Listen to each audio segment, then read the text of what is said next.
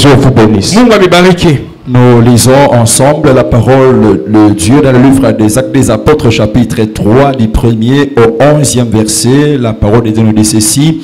Pierre et Jean montaient ensemble au temple à l'heure de la prière. C'était la 9e heure. Il y avait un homme boiteux de naissance qu'on portait et qu'on plaçait tous les jours à la porte du temple appelé la Belle, pour qu'il demande l'aumône à ceux qui entraient dans le temple.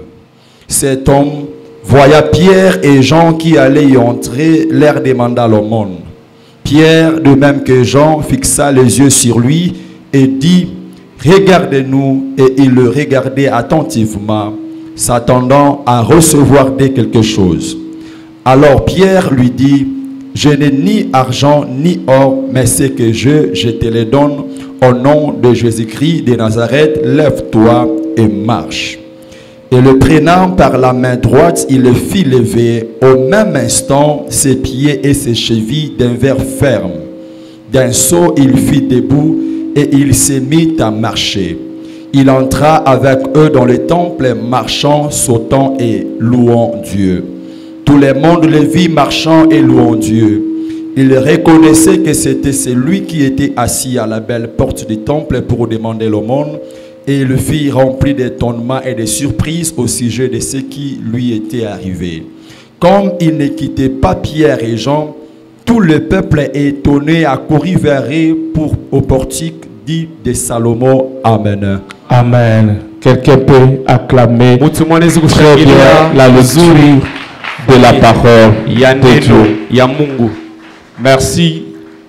On veut maintenant commencer à écouter la parole. Je demande à chacun de nous de rester à sa place. Même les protocoles, vous avez besoin aussi d'écouter la parole de Dieu. Alors on ne veut pas voir de va-et-vient au moment où nous proclamons la parole, parce que la parole de Dieu est sacrée. Amen. Amen. Parce que la parole de Dieu peut changer ta vie dans des secondes. Aujourd'hui, la parole de Dieu peut changer ta situation dans 2 secondes. Tu es venu, c'est pour adorer et écouter aussi la parole de Dieu. Amen. Amen. Amen. Amen. Et je sens que la parole de Dieu va changer la vie de quelqu'un ce matin. Et le sous-thème que je vous ai donné, la maison de Dieu est une maison de grâce. Amen. Amen. Amen.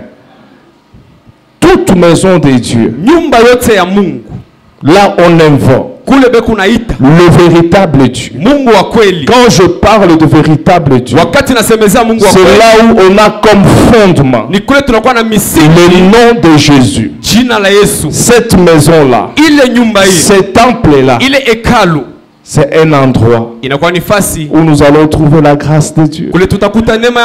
Ça ne dépend pas du bâtiment. On peut construire un beau bâtiment, une cathédrale.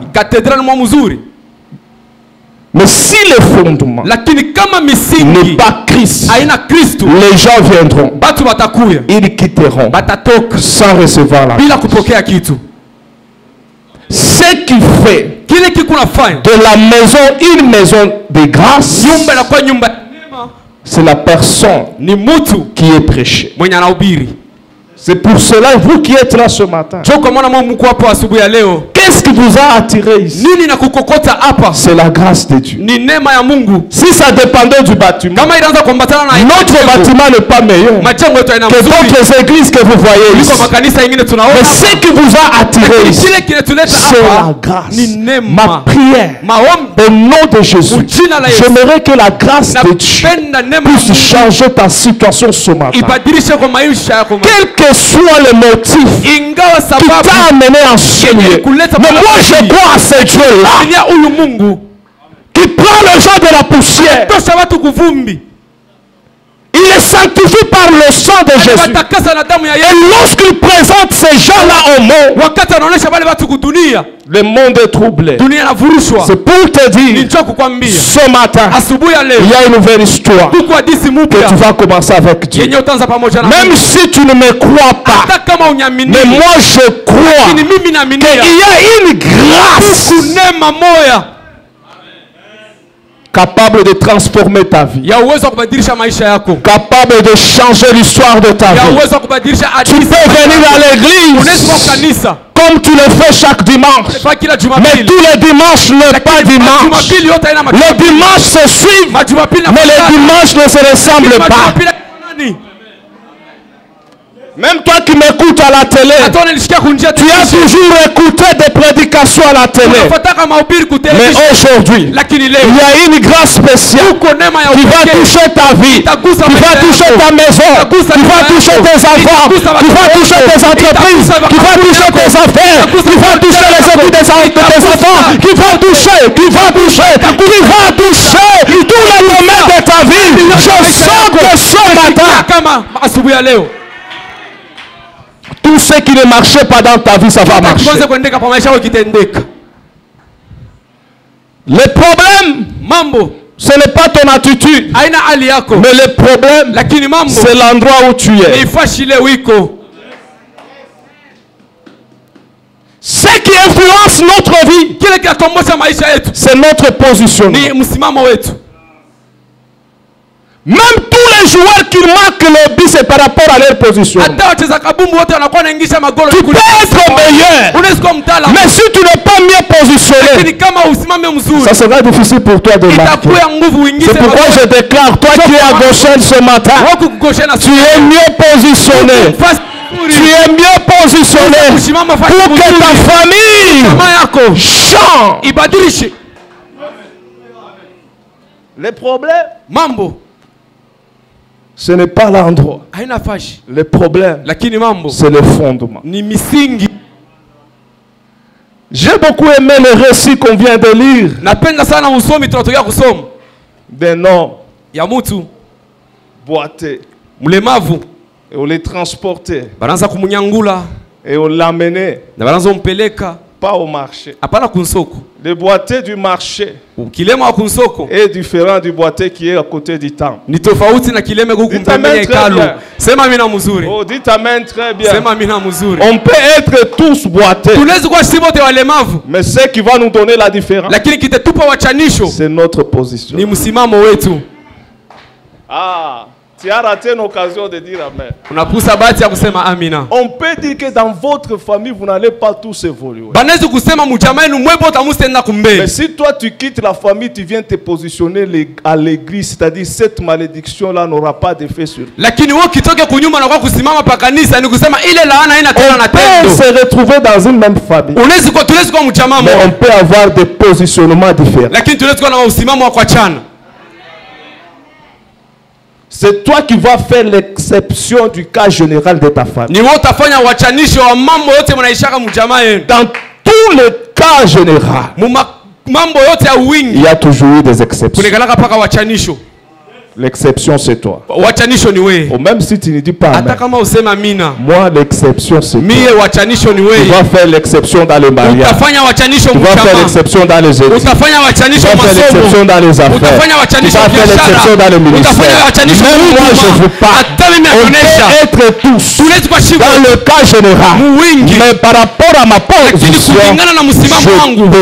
je peux faire l'exception. Je te déclare au nom de Jésus.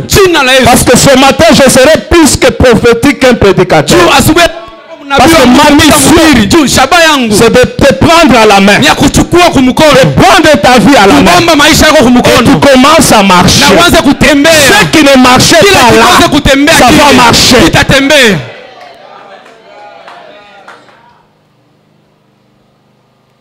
Dites amen très bien.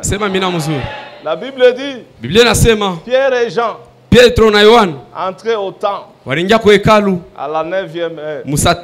Donc ils respectaient le coutume. Ils respectaient la coutume juive.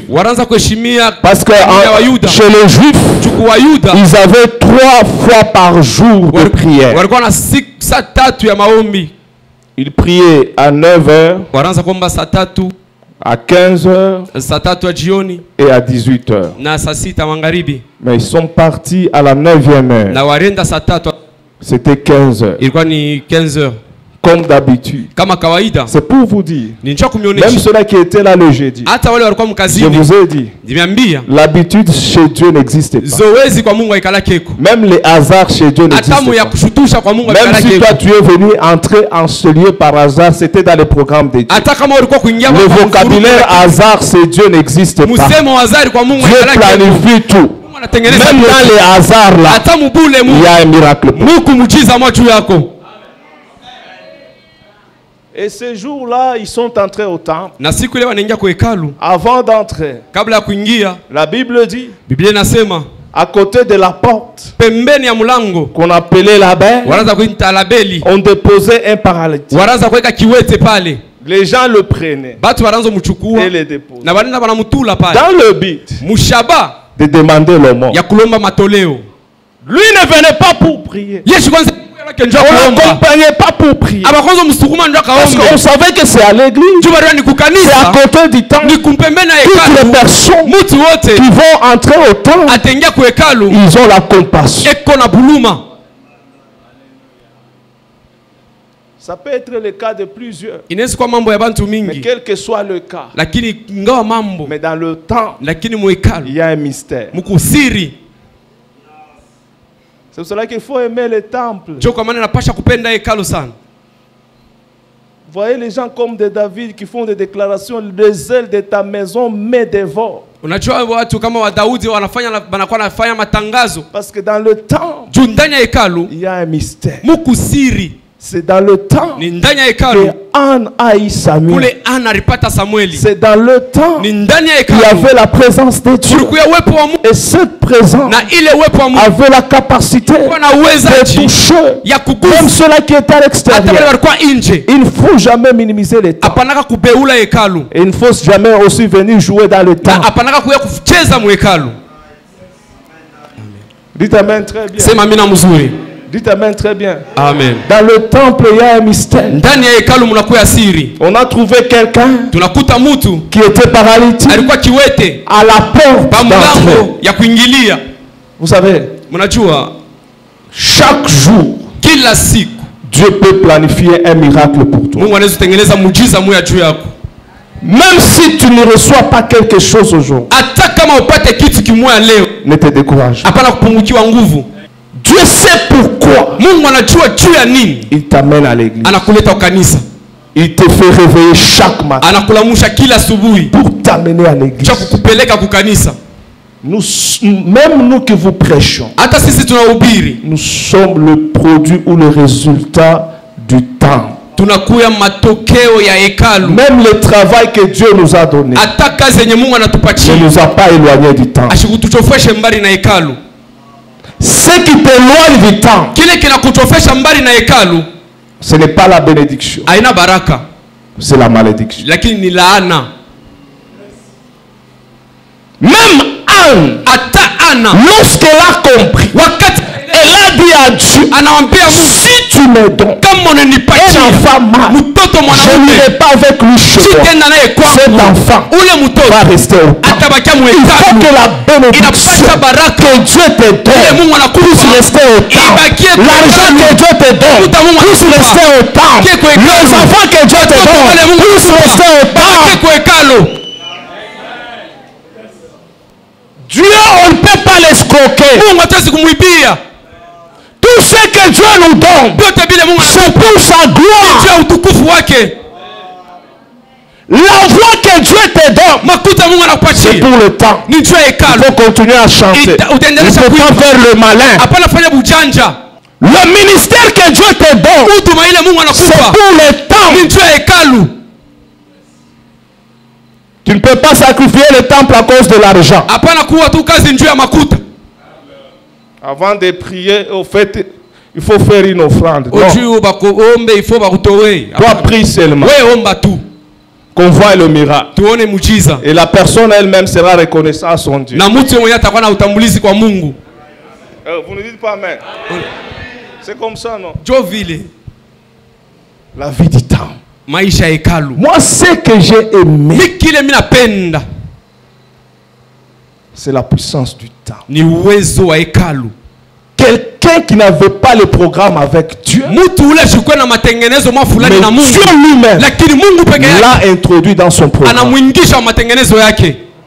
Cet homme paralytique s'est positionné au pas pour prier, pour adorer, pour déposer là-bas, pour commencer à demander l'argent à ceux-là qui venaient adorer. Si toi tu n'as pas un programme avec Dieu, mais Dieu a un programme avec toi. C'est pour cela qu'il faut toujours respecter. Lorsque tu vois quelqu'un à côté même en train de nettoyer le véhicule là-bas, toi tu entres à l'église, lui reste là-bas. Il ne faut pas se moquer de lui. Un jour, cette même grâce ici, il peut le toucher là-bas. Il entre ici. Il devient même président de département. Vous qui avez reçu Jésus avant d'autres personnes, vous n'êtes pas encore arrivé. Et dites amen très bien. Les gens entraient. On le laissait à la porte. On lui donnait même l'argent. Et personne n'avait pas le courage de le prendre et de l'amener au temple. On a dit, lui, il a besoin seulement d'argent. Mais ce qu'il a fait, qu'il puisse demander le mort, c'est parce qu'il était paralytique.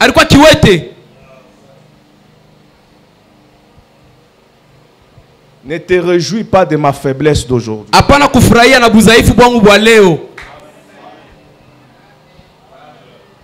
Oh. Dites amen très bien.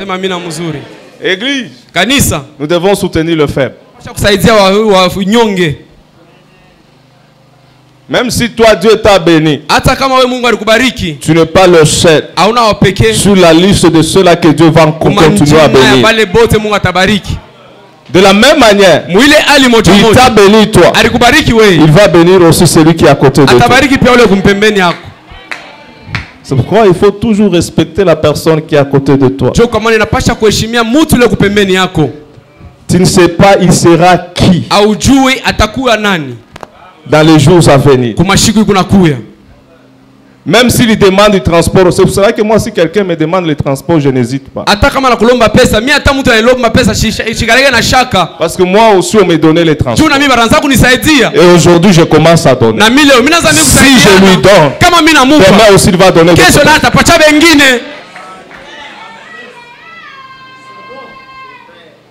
Il ne faut pas même se moquer aux gens qui prenaient ma Bible. Moi aussi, je prenais les Bibles des gens, des pasteurs. Et aujourd'hui, on commence à prendre aussi ma Bible. C'est ce que j'avais semé là. C'est ce que j'ai récolté. Mais toi, tu ne sèmes rien. Vous savez la grandeur. La grandeur. On doit la récolter. Ah, même si tu refuses de dire amen. Pour que Christ puisse sauver les morts, lui-même, son corps a été enterré pour qu'un jour qu'il puisse ressusciter. Donc la grandeur, tu dois les semer pendant le moment de faiblesse. Si toi tu n'as jamais respecté les gens ne vont plus aussi te respecter.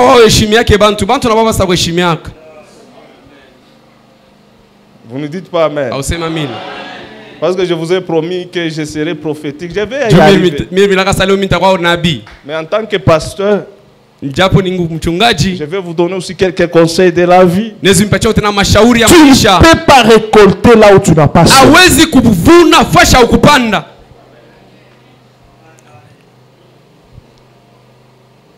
Tu ne peux pas attendre à récolter là où tu n'as pas semé. Tout ce que nous sommes, c'est par rapport à nos sacrifices. Ce que nous avons semé. Même pour être dans la joie, tu dois d'abord te regarder. Est-ce que toi tu procures aussi la joie dans le cœur des gens? Tu amènes l'amertume ou la désolation dans le cœur des gens. Vous savez pourquoi les sorciers ont toujours été dans les tourments? Même s'ils font semblant.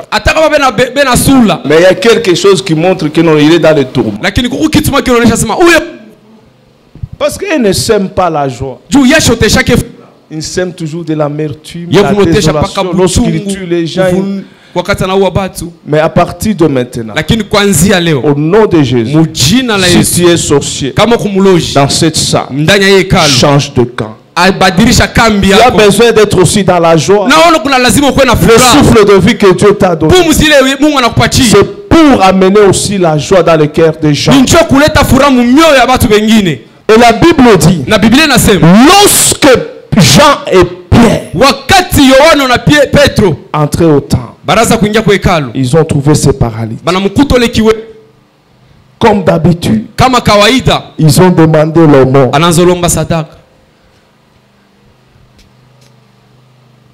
Mais la Bible dit, Pierre et Jean l'ont fixé. Fixer les yeux, c'est de regarder avec attention. C'est vrai qu'un véritable chrétien, lorsqu'il veut regarder son frère, il doit le regarder avec attention. Connaître quel est le vrai problème de cette personne.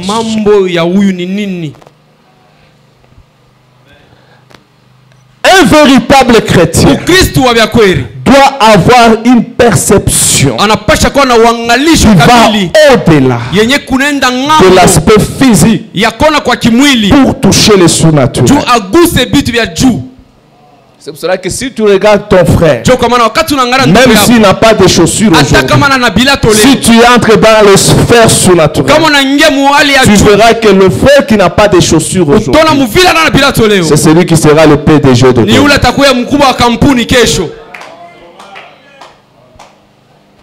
Ne juge pas la personne selon son aspect physique.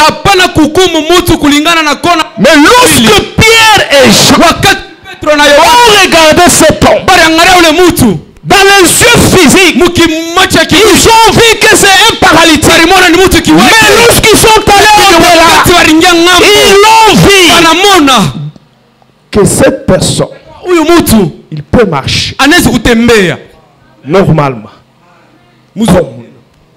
C'est cette même manière-là que je suis en train de te regarder.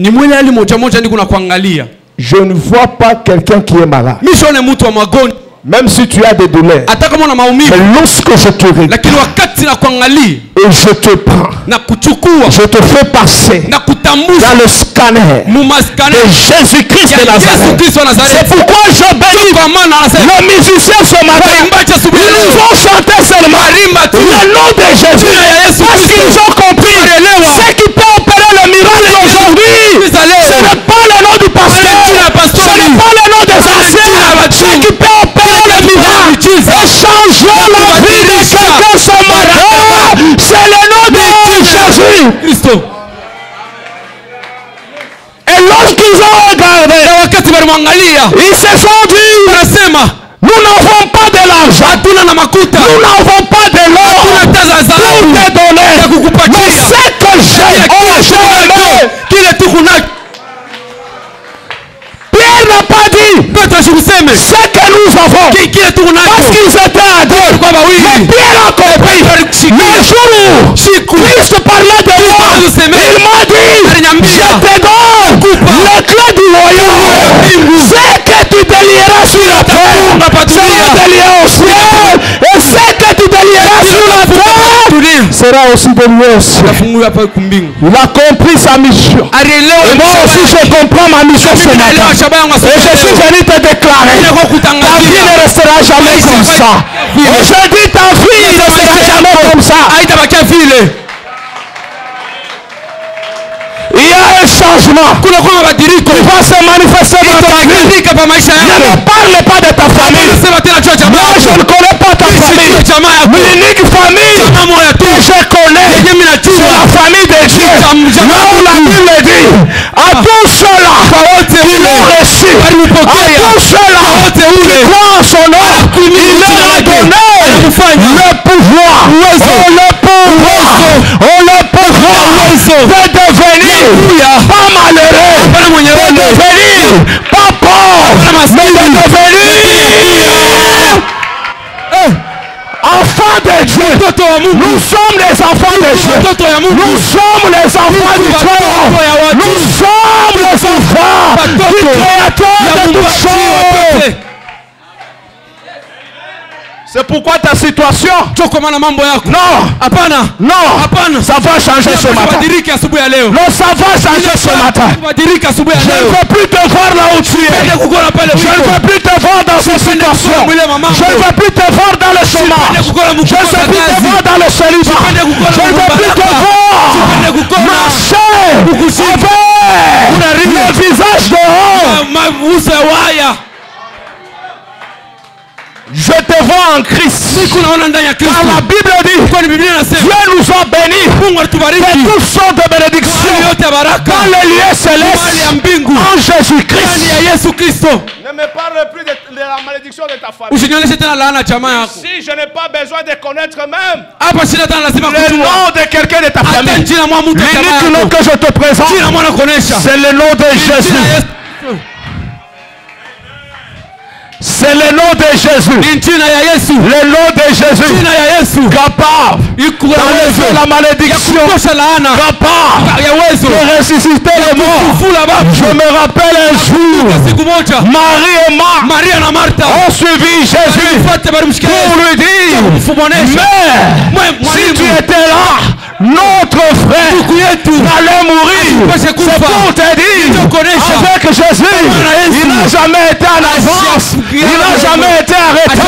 Au moment où il arrive, même si il n'y a pas l'espoir de la présence de Jésus, lui-même, c'est l'espoir. C'est pourquoi je te dis, tu as droit à espérer au bonheur. Tu as droit à espérer la bénédiction. Parce que Jésus, lui-même, c'est l'espoir. C'est pourquoi l'apôtre Paul a dit, Christ à moi,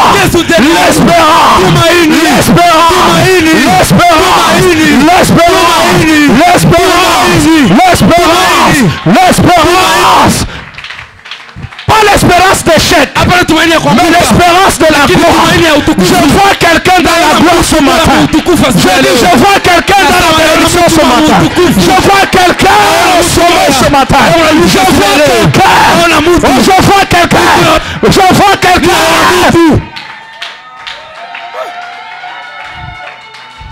Même si tu ne vas plus t'élever dans ta vie, dans ton domaine, moi j'ai l'onction, la même onction qui a accompagné les gens devant cet homme.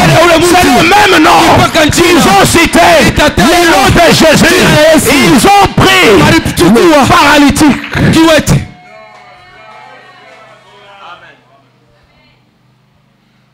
Tes affaires vont marcher.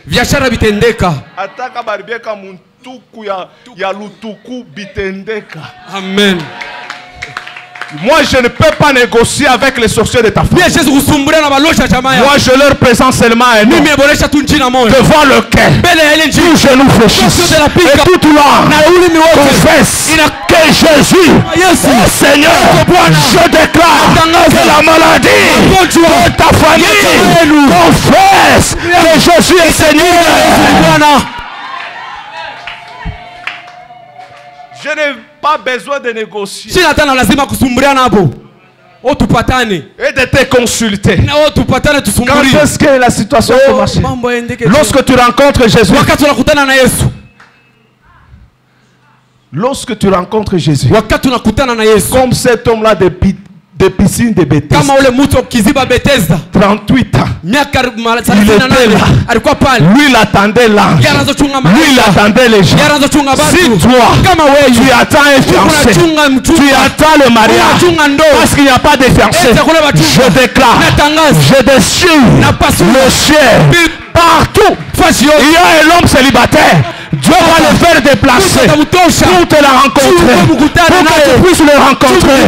Toi qui cherches le travail, il y a des partenaires quelque part qui ont de l'argent, qui ont des moyens. C'est pourquoi, même pour Goshen, nous ne pouvons pas souffrir. Il y a des gens qui ont des millions, qui ont de l'argent, passés quelque part. Ils ne savent pas comment utiliser. Mais je dis, comme la parole de Dieu, je brûlerai les cieux et la terre et je ramènerai les richesses des nations vers mes enfants. Oh, je le déclare. Oh, je le déclare. Oh, je le déclare. Tout argent qu'on ne peut pas utiliser, je le déclare. C'est là où se trouve cet argent-là de venir ici à Goshen pour qu'on achète un temple, pour qu'on construise un temple. Notre Dieu, c'est un Dieu fort, c'est un Dieu puissant, c'est lui le créateur de toutes choses, visibles et invisibles. Toi tu vois l'invisible, mais notre Dieu, vois ce qui est invisible. Moi aussi je vois ce qui est invisible. Je vois en toi un PDG. Je vois en toi un directeur. Je vois en toi un boss. Je vois en toi un gouverneur. Je vois en toi un ministre. Parce que nous sommes sur la terre. Nous devons nous distinguer. Nous parlons de la différence. Parce que la Bible dit, encore un peu de temps, je mettrai la différence entre ceux-là qui m'invoquent et ceux-là qui ne m'invoquent pas. Je déclare que la différence m'accompagne parmi les grands. Que Dieu amène la différence. Que Dieu amène la différence. Tu n'es pas venu accompagner les gens. C'est une information. On est venu accompagner cet homme paralytique. Mais c'est lui qui devait le récupérer le soir. On ne l'a pas trouvé à cet endroit-là. Je prophétise pour toi. Là où les gens ont toujours eu l'habitude de te rencontrer. Si c'est dans le chômage, ce soir, ils ne te verront plus dans le chômage. Au nom de Jésus. Au nom de Jésus. J'aime Dieu. C'est pourquoi j'aime le temps. On peut entrer KO, mais on fait sortir au main. On peut entrer paralytique, mais on peut sortir en train de marcher. En train de marcher. C'est pourquoi je déclare même tes affaires à partir de maintenant. Ce qui ne marchait pas, ça va marcher. Même si c'est ta santé, je déclare ça va marcher. Ça va marcher. Même si c'est au travail, tu es de combat. Au nom de Jésus. Au nom de Jésus. Au nom de Jésus. Je suis venu déclarer la fin des combats. La fin des combats. La fin des combats. Quand la Bible dit, lorsque Dieu s'élève, tous nos ennemis vont disperser. Je le déclare. Je le déclare. Je le déclare. Au nom de Jésus, que Dieu prend le contrôle de ta vie. Lorsqu'il va prendre le contrôle de ta vie, les ennemis vont se disperser.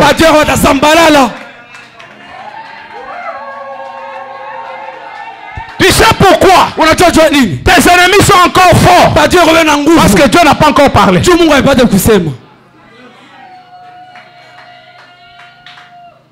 Il parle maintenant. On verra qui est ce sorcier-là. Il va oser maintenant.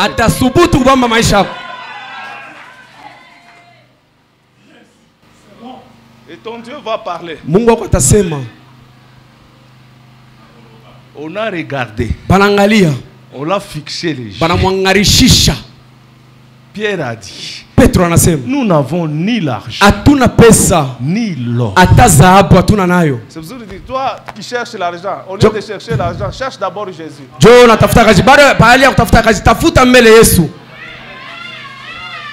Oh, j'ai dit, Nasema, toi, we, qui cherches l'argent, unatafuta pesa, tu as besoin de 10 millions. una lazima na 10 milioni. Le problème, ce n'est pas l'argent. Mambo inata pesa. Tu as besoin seulement de ton cœur. Mungu kuna lazima mbele ya roho yako. C'est pour ça que tu ne trouves même pas l'argent. Kwa maana mbele upata hata yenye kazi. Parce que mpombe uyaacha. Tu mpomba uyaacha. Tamaa ya banamuke uyaacha. Au yaacha. Sasa takupa makuta ya nini? Shute la bishi. Ah, sema amen bien. Amen. Juu kama nakupa tas $1000 hatutakona na kumisa. Tapotea na mkartie. Ubantu wengine wanasema mie Mungu ashakunifuanisha neema. Ashakutudélivrer mu zambi ya busharati. Utasema vile na 1000 francs yenye una nayo. C'est normal. Mais tutajua sema huku Mkristo wa bia kweli. Acha mizaa.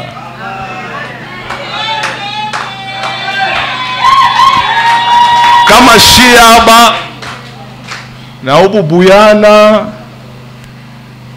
na hii grâce Mungu ashakutufanyisha, tunashimama tu njoo akupreshe Yesu, ni neema.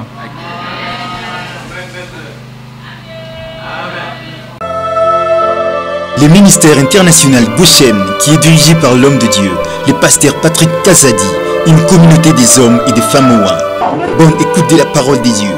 Pour tout contact, composez les 081 049 56 83.